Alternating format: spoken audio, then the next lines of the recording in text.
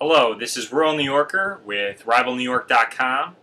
Today I am going to do another Unsportsmanlike about the New York Mets. I don't know if anyone has seen, but recently Fangraphs.com has come out and said the Mets will be 83-79. Nationals 90-72, Marlins 80-82, Braves 75-87, and Phillies 71-91. I agree with the Phillies. They will be very far under 500, 20 games. The Braves, a little bit better, getting close to the mark, still about 12 games under 500.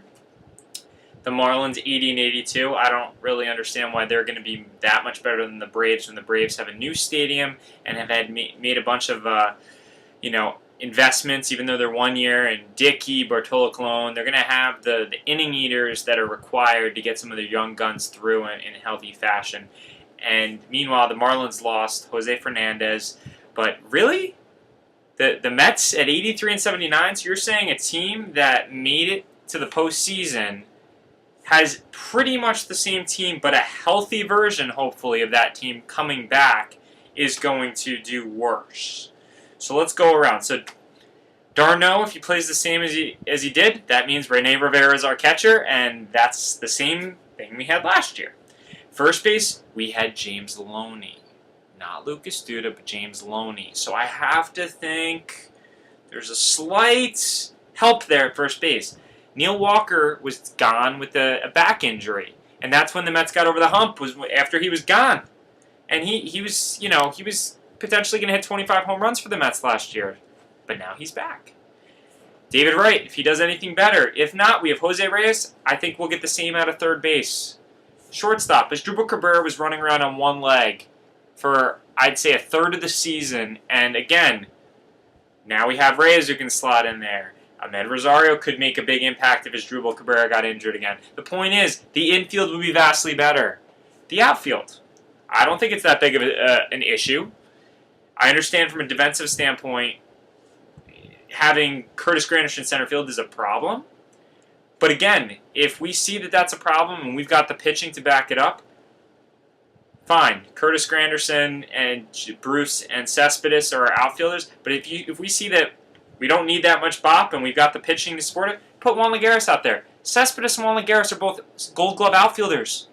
Fine. If we're really having a problem and Conforto steps up, and he's going to play good right field. Point is, our outfield is better than it was last year. So, Cespedes was, again, he was injured. He was, in and out. He was trying to play through that quad injury. So, we're going to be better there. And then pitching, we have everyone coming back. Zach Wheeler's coming back. Even if he's a power arm in the bullpen, we're going to be fine. The Mets are going to end up with at least 1 to 2 decent relievers coming in at free agency. Right now, they're talking to Blevins about a 2-year backloaded contract. I think that's crazy. You don't mortgage your future. I understand. Bruce will be off the books. Curtis Granderson will be off the books. Neil Walker will potentially be off the books or signed at a lower rate.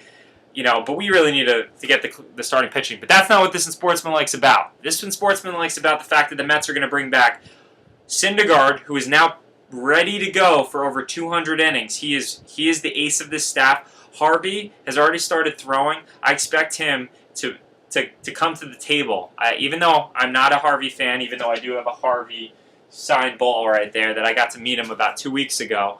Not 2 weeks ago. 2 months ago. I think he's going to come to the table just because he's Matt Harvey and he's a Bulldog. Steven Matz is already down in Port St. Lucie. He's throwing. He's fielding. He's ready to go. He might be in and out. He's always got an injury bug, but I actually did meet him 2 weeks ago. And I'm feeling good about Matz this year. He's a keeper on my fantasy team, so he better. And then DeGrom. DeGrom is going to come right back. Ron Darling already talked about a similar injury he underwent, and he actually came back stronger from it. It's minor. It's a nerve, moving a nerve. Then you've got Lugo and Gesellman waiting for when the opportunity for one of them gets injured. So how are the Mets not going to be better? The Nationals are not that much better. They might actually be arguably worse. They moved Trey Turner to shortstop. Danny Espinosa did a great job for them last year. I think that's going to be a loss. I mean, Trey Turner is going to be very good years to come, but he could struggle, being the everyday shortstop and the leadoff man. And then you got Adam Eaton, so the 1-2 punch of the two of them at the top. That's not that much. A Trey Turner, Danny Espinosa versus Trey Turner and Adam Eaton is not that big of a jump. And then they're pitching, their bullpen is a mess right now. Who's their closer? They have a 7th inning guy that's going to end up being their closer. So the point is, Fangraphs, seriously, 83 and 79? No.